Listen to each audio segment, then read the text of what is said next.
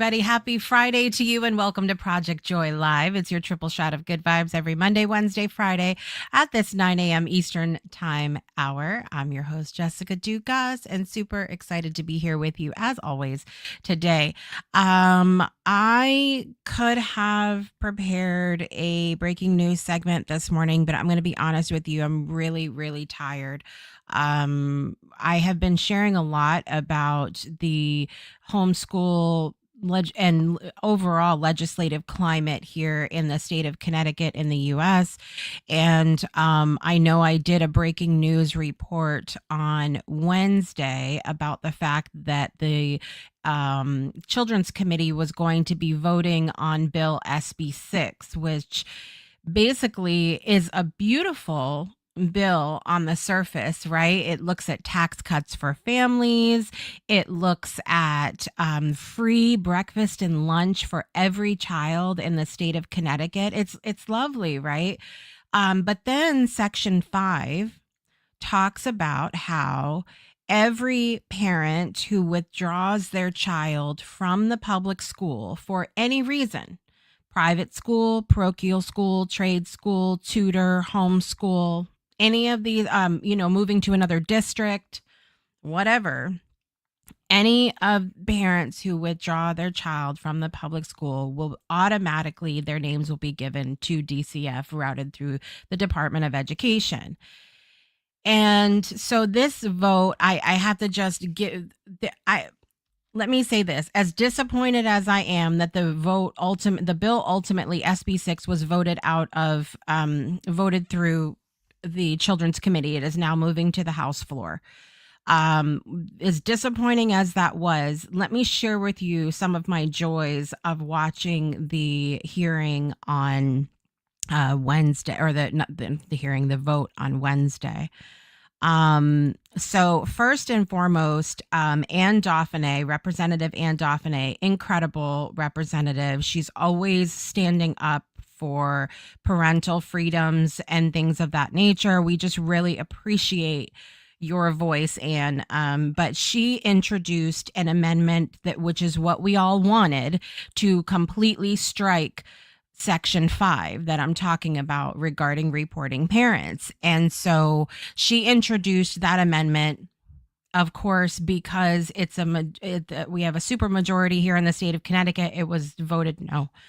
We didn't have enough people to vote yes to that. Then Representative Leno, he put in Amendment B, which said, okay, like, I hear what you're saying about, we need to protect children and everything else, but we don't need to be implying that innocent families are somehow guilty. Like, that's not the way this country is supposed to work. So he put in the amendment that just basically said, look, let's do a study about this first. Let's make sure it's constitutional first and foremost, because the education commissioner herself said that it was unconstitutional, said that it was against what they're supposed to be doing federally, and they will lose federal money. So if they push this through and require the Department of Ed to report these names, and they do it, public schools are going to lose money. So this is what I was trying to say before, that this affects every family in the state of Connecticut. This is not just a homeschool issue. And so anyway, he said, let's put a study in. Let's see if this is constitutional. Let's see if there's a better way to do this. And let's involve the chairs of all of these different groups, from the Department of Education to DCF to Child Advocate and all these organizations, right? So that also was shot down completely. But a couple, Senator Perillo had really amazing things to say. Thank you so much, Senator Perillo, for speaking up. Representative Mastro Francesco, she is a fireball.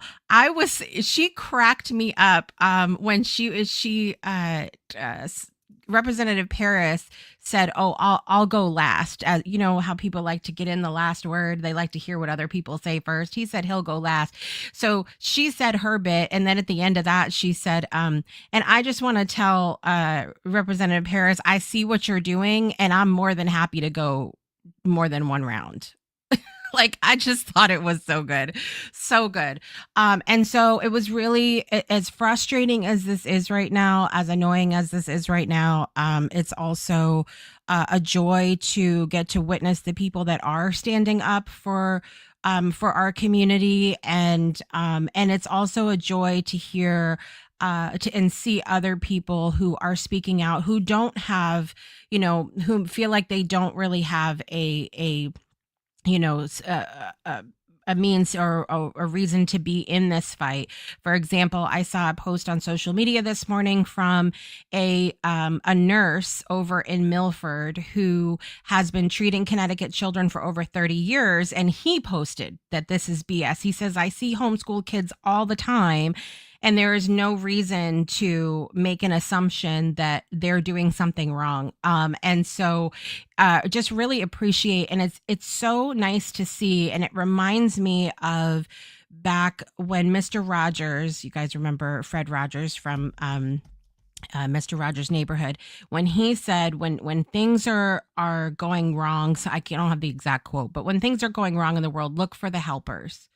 Look for the people that are doing amazing things. And that helps you as we have this conversation of being the joy and experiencing more joy in your life, that the joy does exist. Yes, we may be pissed off, fired up, all the things, but there are things there that we can lean on that can help ground us in and go, hey, like, we do have a choice. We do have a voice to speak up, and there are joyful things to see in any given situation. So the other thing that has come out since Wednesday is that they introduced another House bill. This one we knew was coming from the Education Committee, and this is a 19-page bill that essentially just completely throws in the trash our pristine statute 10-184. And it also includes the things about DCF. It includes a lot of things in there, but we are headed up. This is the joy. We are headed up to the Capitol on Wednesday to testify, to be there in solidarity together for this, the absolute absurdity of these bills, you guys. So we would love to have you join us if you're in the state of Connecticut. We would love to have you join us up there on Wednesday. The hearing is at 10 a.m. Eastern time, and we would love to see you there because I bought a new shirt for the occasion. Y'all want to hear about what my shirt says? My shirt says, "I don't co-parent with the government," and I'm very excited to wear that shirt on Wednesday as I testify. Okay. So really excited about that. Listen, coming up on today's show, Danielle Valero is here, and we're going to be talking about the evolution of movies from VHS to streaming. And, the days when we would go to Blockbuster with our families and, get a movie, we might get some popcorn, or in our case, we used to just stop at the grocery store on the way home and get the cheaper candy and popcorn and all that, and, go home and watch a movie together. It was a different time. We're going to be talking about that coming up here shortly on the show. If you are joining us live or on the replay, head over to the comments and let us know what is bringing you amazing joy today. And, I'll be excited to hear from you. And Danielle was saying before the show, movies used to be something we did together and not just something we streamed alone. And that's the other thing too. We'll get into this also, but like, you can watch these movies and TV shows and everything on pretty much every device that you own now. And so, like, even my husband, he'll be like, "I'm going to play a game, but you could watch your movie sitting next to me." And I'm like, "I want you to watch the movie with me, not be watching the game or playing, anyway." We'll get into it.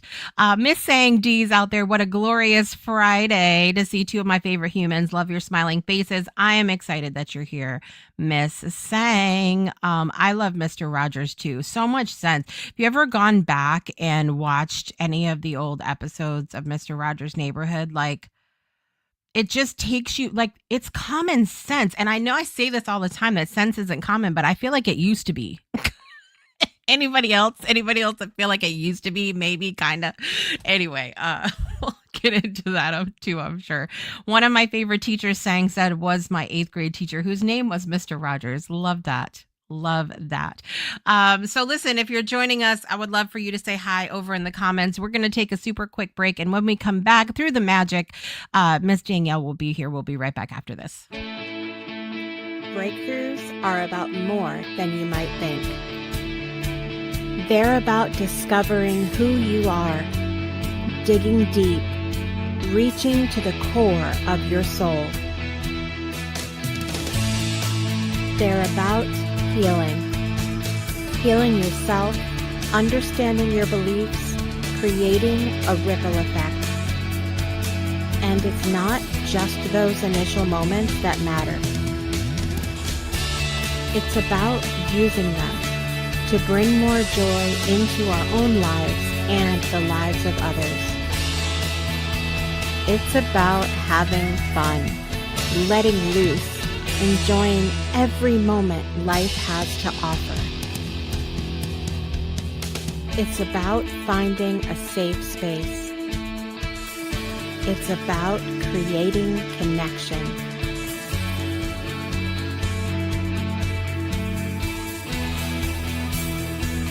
Join us each and every day for exclusive programming, special events, and a community to call home, where we invite you to explore, change the way you look at and live your life, and go beyond the breakthrough. So we ask you, are you ready? We'll see you online at thebreakthroughshow.com.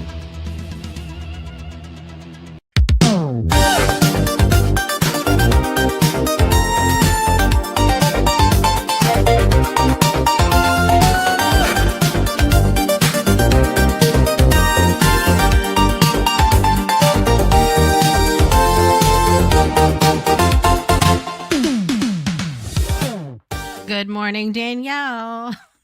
Good morning. That song is such a vibe. I know. It is. Vibe. I'm over here jamming out. I forget. And then I'm like, oh, this is about to end. I better act right. How are you this morning? I'm doing good. Yeah. The chicken's okay after all the snow we've been having? Yeah, they're doing better. I mean, we get like a couple days of some little hint of spring, and then all of a sudden, oh, another storm. So it's the bipolarness of the weather right now. Yes. We'll be looking forward to warmer days soon, and maybe a warmer area one day. We'll see. We'll see how that goes. Yeah. More drier air, you know. Yeah, something.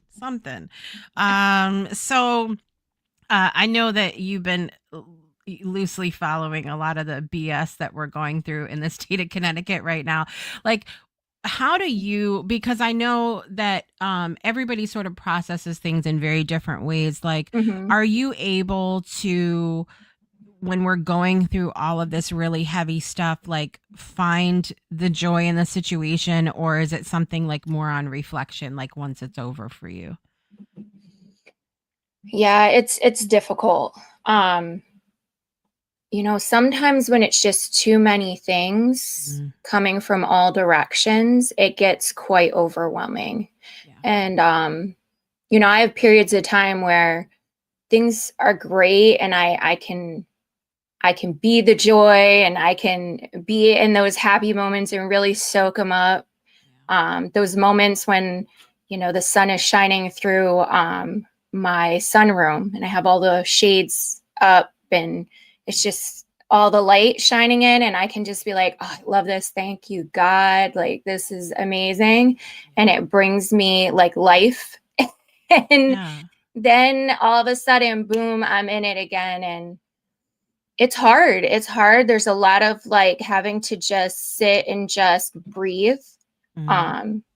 Yeah, and kind of like just shut the world out for a while, get off the devices, and just kind of not ignore that it's going on, but just take a break from it. It's a lot.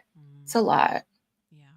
And I find too, like, I have been taking more time to step away, but then when you have something big happening, it is really hard to not be like, let me check before I miss something, Yeah. and because I think that's part of the challenge now in this world, that things do move so incredibly quickly that if you don't get on it immediately, you're already behind. Like, Yeah. and that's it's a hard way to live. It really is anxiety creating.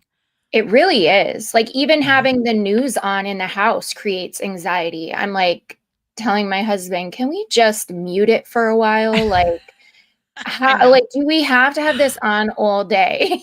I'm Yes. so over this. Like, I know we need to know what's going on in the world, but it gets to be so overwhelming and so draining, and it Yeah. puts me in a mood listening to it, and I'm just like, can we ignore what's going on for a little while? Just have Mm. a break?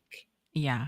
So yesterday morning, I had to take my son to get some blood work. And at the same time, when I was leaving, Diane Connors, the president of the Connecticut Homeschool Network, was going to be appearing on the radio. Appearing, I don't think that's the right word, but anyway, so she was going to be on the radio, and Yeah. so I never listened to the radio, like the standard radio anymore. I don't do it Me because either. even like remember the old shows we used to listen to, like who was it Jody and Franco in the Franco and Jody in the morning, like on Q105 back in the I know day. it's Franco, but I can't remember the girl. Yeah. There's all these like shows that I used to listen to, and it was a Mhm. really good mix of, like, a little bit of talk, some music in Mhm. between, and it was a lot of fun stuff, but so much is going on in the world that it's just a different experience now. It So is. I'm mostly listening to my Spotify that I pay for, all of it. Same. I'm on Yeah. Spotify because we pay Yep. for it. Like, we should be listening to it. That's it. Though so I usually do that, but so I it took me a minute to find the station. So I turn on the radio and I'm listening, and I'm waiting for her to come on, and then Senator Marr, who is the one that is over top this SB6 bill, she was going to be on a little bit later. It felt like listening to nails on a chalkboard waiting for CC Marr to come on. It was just all just blah blah blah, like Wah, wah, horrible wah, wah. things or things that don't even matter. Like, it was just like, it wasn't fun at all. I was And not having a good time. I was not having a good time. And so it's just different now. And it's too much for me sometimes. I want to have more control over what it is that I'm ingesting. I don't just sit there and Exactly. listen to things anymore. Yeah, totally All right. 100% agree with you on that.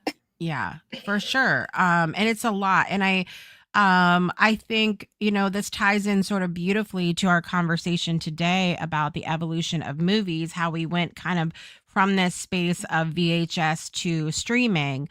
And because it used to be much more compartmentalized. You would either have to, when we were little, you would either have to buy a movie ticket and go to the movies.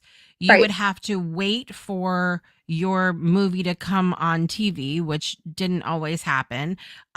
Or you would go to Blockbuster or Hollywood Video and you would take a movie out, and it was much more compartmentalized, whereas now everything is just at your fingertips, Yeah.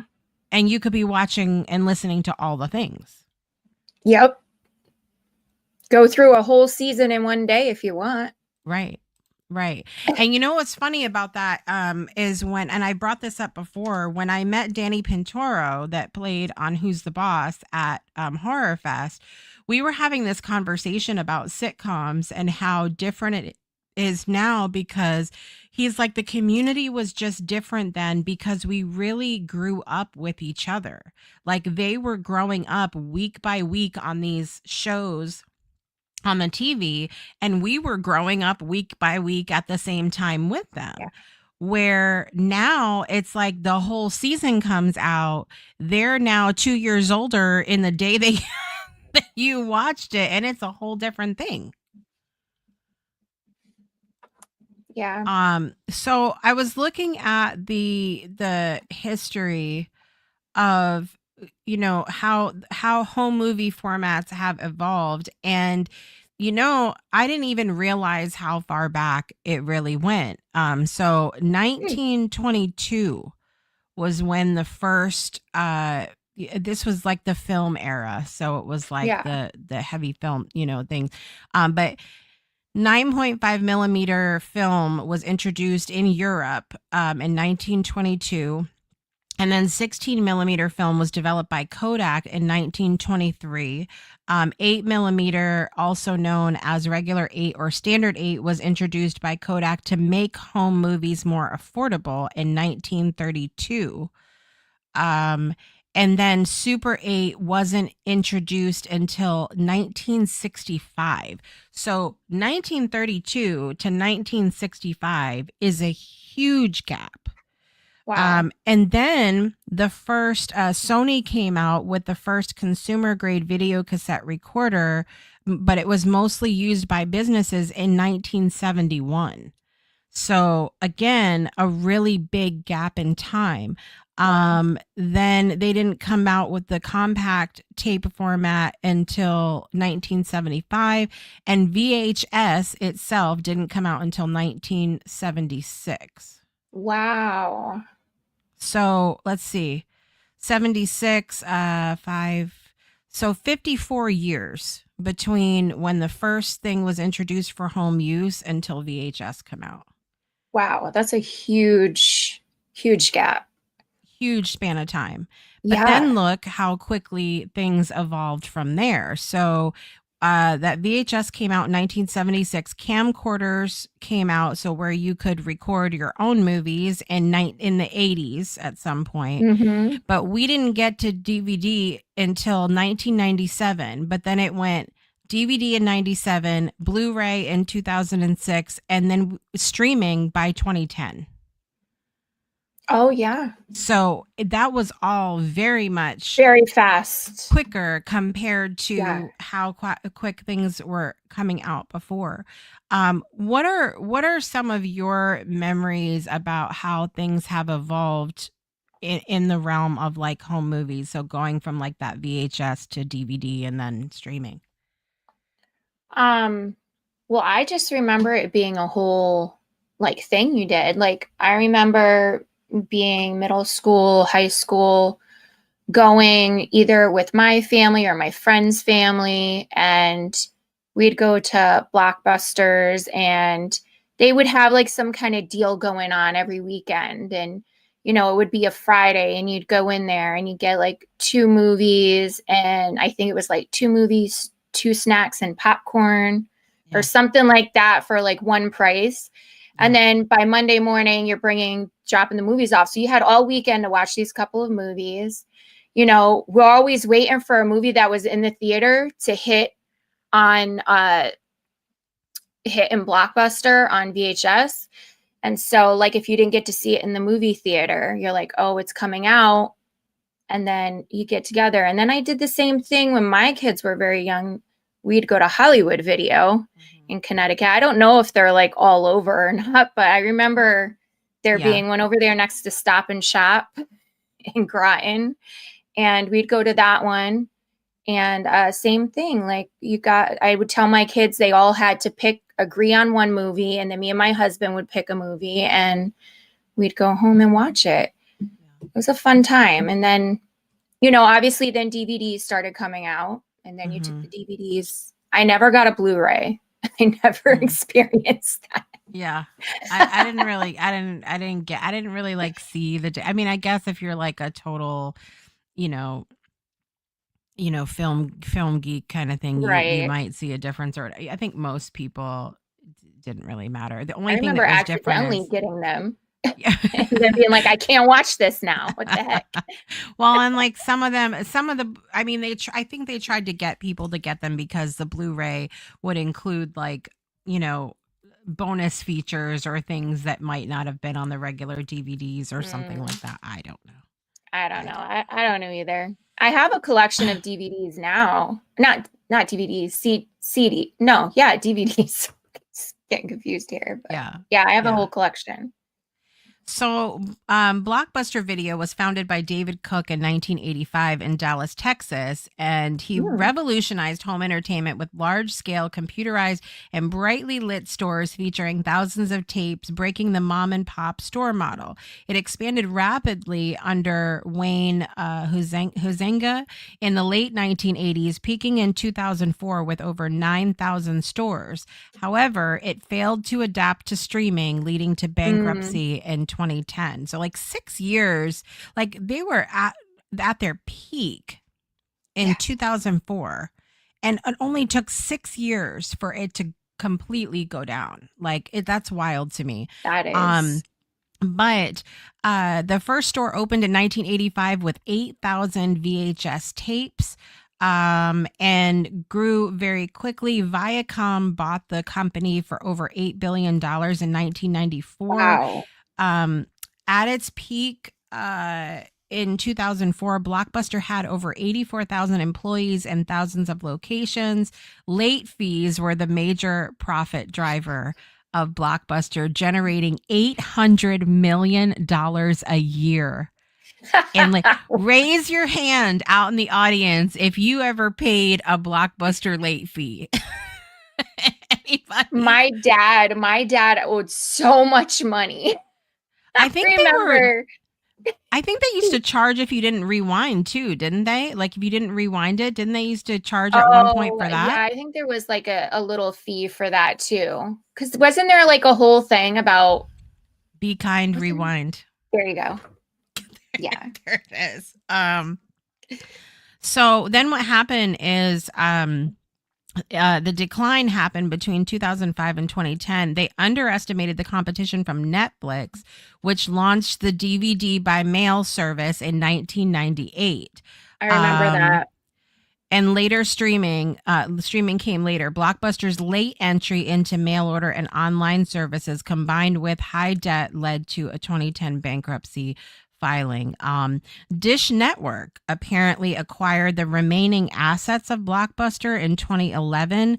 And then by 2013, Dish had closed all the company-owned location. Today, only one independently operated franchise Blockbuster store remains open, and it's located in Bend, Oregon, and it serves as a nostalgic landmark. I love that. We should do I need to go. We should do that. We should do our own. That is awesome. Where is it again? In Bend, Oregon. What? Yep. That's in the middle of. Which is so weird for me because, like, especially since the founder was from Dallas, Texas, like you would think it would be somewhere maybe that applied more to the company itself. I don't know. Sang had some late fees. She said, yes, you had to rewind. Oh my God, it's 15 minutes from Sang's sister. Tell her to go take some pictures for us. Tell her to go and live on location. Take some pictures. Yes. Take a video. Love it. Hollywood Video, it was a chain based out of Oregon too. What are they doing in Oregon? Wait a minute. What? What is happening? Oregon people are only watching movies. That's all those people are doing out there. I just think of that game we played as kids, Oregon Trail. That's the only, like, I don't, like, every time you say it, that's what I think about, like, with the little buggies and. Yes. Yeah, that's all I think about. Die of dysentery. You die of dysentery. That's what it is. We had the board game version of that for a little while, and it's kind of funny. So at the end, when you die, because that's like the whole point is to die. If anybody doesn't know, so At the end, when you literally. die, you have a little tombstone where you use a marker, like a dry erase marker, and you write your name, and you put like, "Here lies Danielle, died of Oh, like whatever." It's so funny, so funny.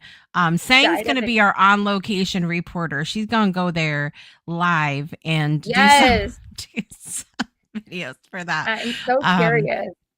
it rains 9 months out of the year there, so yeah, they're watching movies. See, that makes sense. Makes sense. Oh, okay. Right. Now Okay. it all makes sense. Yeah.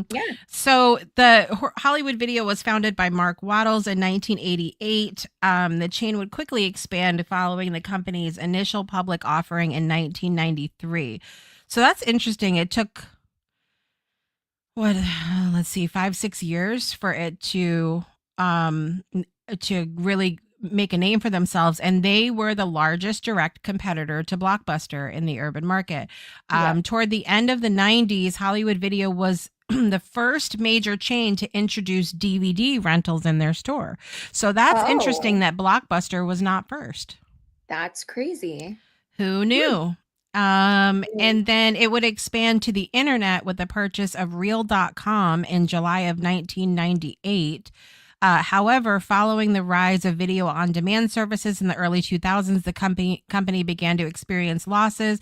As a result, the company would establish Game Crazy, a video game retailer, in an attempt to enter the Mm. video game market. So it sounds like they were sort of able to pivot a little, like A like it little. wasn't Yeah. necessarily in the movie realm, but they were able to pivot to something else. Hmm. But apparently there was a hostile takeover attempt by Blockbuster, and then at that time Hollywood Entertainment Corp would merge with Movie Gallery Inc. for $1.2 billion in April of 2005. So they tried to take over, but it didn't work, failed. So it's interesting, how things have come and gone, and even like, even the other thing I want to talk about was about going to the actual movies and what that experience is like now. A lot of the theaters are these sort of luxury theaters Yeah. now that have the recliners and all of this stuff. I mean, I enjoy it, but I still don't feel like it's home. Like, I still prefer to watch a movie at home. What's your preference? If you have a movie you love that's coming out, do you wait for it to watch it at home, or do you like to go to the theater still? I think going to the theater is still nostalgic to me to go and sit down. But I mean, for me to go and sit in a theater and watch a movie, I have to really, really, really, really, really, really want to see that movie so bad that I'm willing to go and Right. sit in the Same. theater and watch it. Same. Um, because yeah, it is more comfortable at home if you can watch it at home. Um, but if I had to like guess how often I go, I would say maybe twice a year, maybe 3 times a year. Me and my husband Yeah. will go see a movie that we both know we're going to enjoy. And Yeah. like, it's a different experience. Yeah. You go online, you pick your seat. We even order our food so it can be brought to us before the movie starts. So we don't have to stand in line. Yeah. It's like Yeah. literally technology has exploded. Yeah. It's definitely a different experience. Yeah. But that was our first date ever, was going to the movie theater. So Oh, it's fun to like yeah. go I can see that sometimes. for sure. I will say though that bringing the whole family to the movies anymore is completely unfeasible. Like, it just, we No. take the whole family to the movies like probably once a year. If something Yeah. if something comes out that's like, hey, we're all gonna love this. But it cost us, I'm not kidding you, between the movie and the snacks. Last time we went to the movies, y'all ready for it? Don't drop your breakfast. $250. Yo. $250 is what it And costs us that's to why go it's to once a year. one movie. One movie. Okay. Did you feel like it Um, was worth it? no. No, because then you pay for it and you almost can't even enjoy the damn movie after that, because you're like, "Ugh," you can't Yeah. breathe after. Yeah. And like this is so then the situation, the last one that we went to, they emailed us that the HVAC had gone out in that theater. So they were like, it's probably going to be, about uh 12 degrees, 15 degrees colder than normal in that room, right? So they were like, you could get a refund. We totally understand. Or, you could still come and it'll be whatever you want, basically. So we went anyway, but you know what we did first? We stopped at the dollar store and got blankets. And we had a whole slumber party. We all had blankets and pillows and all these. We just made it a little thing. But I would have much rather have been home. It's not really my favorite thing. And because the other thing too is like we have a projector at home. So, and I think that's the thing too. Like we have a projector. I know a lot of people have really big screen TVs. Like it's a different experience at home now than when we were younger and we had these little tiny, TVs then. True. So they were it's really different. small. Yeah. Yeah. By the way, good morning, Miss Brittany, and good morning, Miss Teresa. Good to see you here this morning. We are talking about the evolution of movies from VHS to streaming and beyond. This has been a fun conversation so far, but yeah. So I don't know. I'm trying to think of where I'm at with this conversation right now. Like, I enjoy. I enjoy how movies and series and shows come out in chunks and you can binge them, but then I almost feel like afterwards there's this sort of um I don't know, this like slump that happens. Like because you have nothing to look forward to or you have to wait a whole year for something else to come back out again. And then I feel like this is what I do. I don't know if you do this, but if it's been like a year or more since a show has come out with episodes, I will have to rewatch the whole thing again to remind myself what happened last time. I don't know. It's just been a whole year. I don't know what's going on. Girl, if they take that long, I've moved on. We're done. I broke up with you now. I'm not watching the next series. Like a year, bye-bye. I've moved on. I found other shows. You're now like in the background and forgotten. And that's what ends up happening. Yeah. Yes. I feel that sometimes I'm a little like, I don't know what's happening right now. And I will also say I'm probably going to get myself in trouble for this, but it's fine. I stay in trouble now apparently. Don't I, Senator Marr? Okay, I'm gonna just leave that there. So at any rate, I think I think that there's a lot of like movies and things that are coming out now that they're almost trying too hard. They're trying to do like a remake of something that already came out and reforming it in a way that they think people want to see it like that. You know what I mean? So like, I don't know. Like there's not a lot that really inspires me anymore. I find that some of what I'm watching is just to fill space. It's not even like, oh my God, this is so good. No. Yeah, I feel the same way. It's too many remakes or the same movie you already saw, but like different actors and they change it or tweak it a little bit. But it's like nothing original is coming out anymore. It's all redos of movies that we've already seen. And they try too hard. We saw it with Beetlejuice too. I feel like that's a really good example of like, leave it alone. Yes. It was 100%. Too much. It was way too much. It was way too much. It got cringy.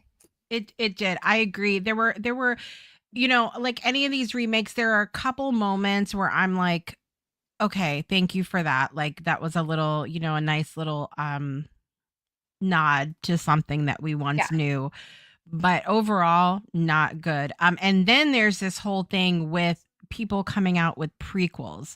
So I got in this whole conversation with my girls the other day about the what's the movie franchise? The Hunger Games. Okay. Like, I loved the first couple movies of the Hunger Games, but now they're going back and telling the stories of like all of these other people involved. I'm not interested. I don't care. I don't know. Who said we cared about this? I said I was going to get in trouble today. I know a lot of people love that whole series, my girls being some of those fans. It's fine. Y'all could go gaga over it. I don't need to. It's fine. But like, yeah, I don't love always the prequels because I think they're trying to like, let's see how far we can milk this, like, let's see how much it feels like a money grab. Yeah. It's what it feels like. Like, people are interested in the movie and now they're going to see how much they can continue to pull out of us money wise. Why are we playing this game with them, people? Don't go see the crappy prequels. Don't play along. Why are we playing along? Don't do it. Don't know. Wait for it to come out on, like, don't go to the movie theater. Watch. Right. And that's usually what I do. I typically wait until it comes out at home and I can be in my pajamas and have my blankie and whatever snacks I want, not get in trouble for sneaking snacks. And keep your money in your bank account, $250. It's disgusting. Time. Guys. That's disgusting. Stop it's it. Gross.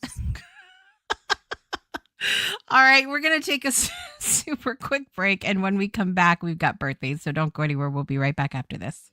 Imagine a world where every child gets a great education. Educating all children is the only way to end poverty. This is what the Weiss Scholarship Foundation is working to accomplish. Our 6 staff members, our mentors and coordinators, who are on the ground in Kenya, are totally engaged in every aspect of our students' lives, so we can give them every opportunity for success. In just a few short years, we have already awarded 141 scholarships. We send children to high school who would have never gone without our support. And then we help them go on to either university or vocational school. We have already scaled our holistic business model to 4 locations and are ready to scale it to many more. Today it's Kenya, but tomorrow it's more countries. Please contribute what you can today. You can make a one-time donation, a recurring donation, or choose to sponsor a child all on your own for all 4 years of high school for just $3,500. Go to our website, www.weissscholarshipfoundation.org.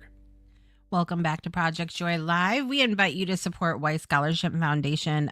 Brett Weiss and his Benny Weiss, they're amazing people doing the best they can for the children over in Dago, Kenya and beyond. So what do we have going on? It's time to do birthdays. Yay. Ooh.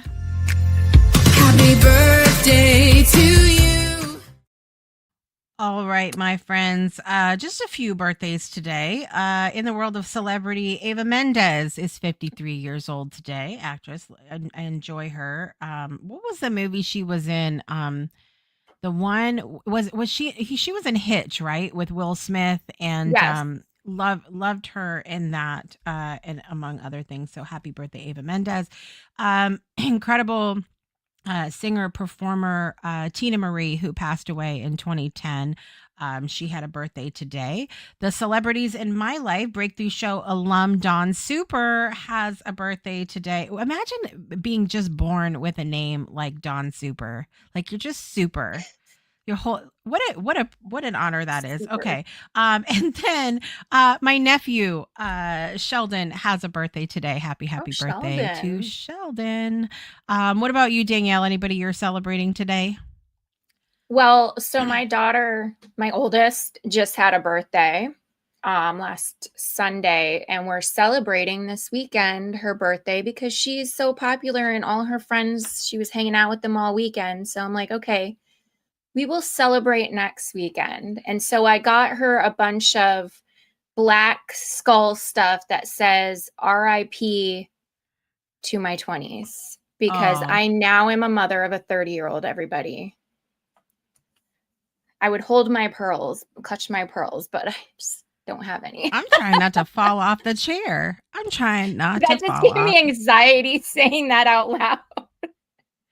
See, now Yes. I know how I was on the phone with my mother the other night, and we were talking about how Leah's going to be 10 this year. So my last child, my youngest, is now going to be Yeah. double digits, and that felt some kind of way. And then Sky's turning 21 this year. And so my mom and like, I'm already moving on to the next thing to say, and she's like, wait Wait a minute. What?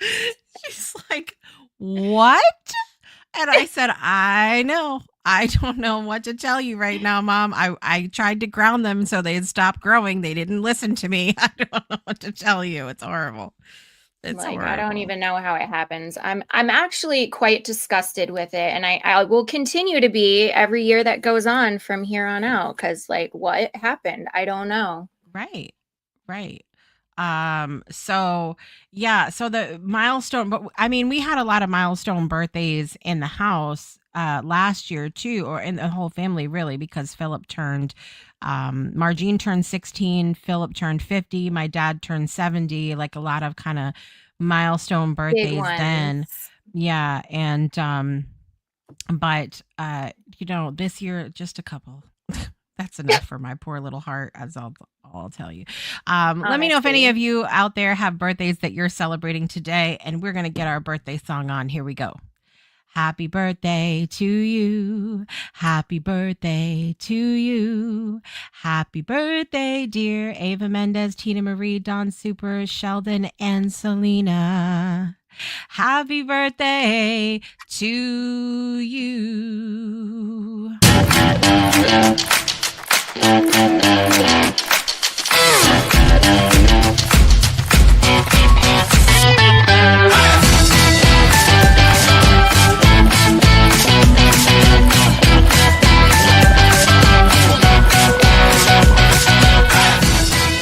Happy birthday to all those that are celebrating. We hope you have an amazing day.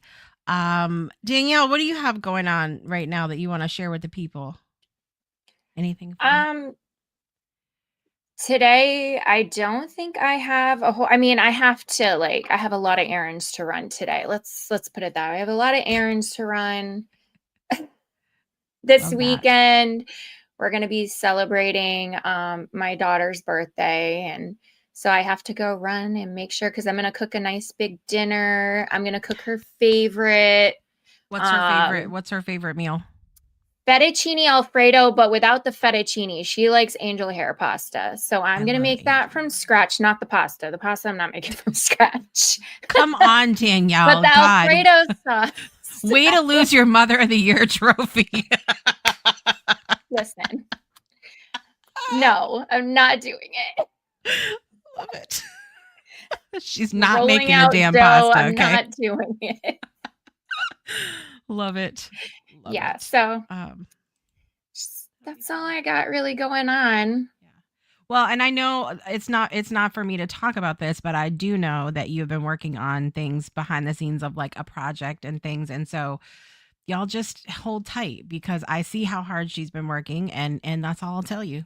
That's it. I just don't know, guys. There's not enough hours in the day. I don't know what happens. Like, it just, like, with a snap of the fingers the next day, and I'm like, how do I fit it all into one day? I can't. So yeah. Well, you're doing great, and I get it, because like even recently, so I'm excited because the second cohort for Blue Duck Society is opening up for April, and here we are. We just had our 5th session, of cohort 1, and I had to completely shift my Blue Duck, like put it on end, and because I have a number of projects that I'm working on at the same time, and so I've had to like reprioritize, and so that has been a lot of the conversation inside the Blue Duck Society, honestly, is just this, sometimes lifes, and you have to sit there and go, okay, let me reprioritize. This is still a priority to me, Right. but how can we reprioritize for the moment? And just to be able to be in a space where we're all supporting each other in that and holding each other accountable and going, okay, you said this is important to you, but how can we make this work for now? Like, how can we, whatever. It's just, Absolutely. it's important to have good people in your circle. Yeah. Teresa said, the joy from your project will create great momentum for you.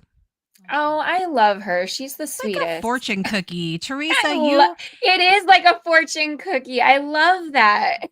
If a fortune cookie were a person, you would be a fortune cookie because she always has such lovely things to say. We won't end them with like in bed though, like we do with the regular fortune cookie. Wait, read it again with in bed at the the joy from your project will create great momentum for you in bed.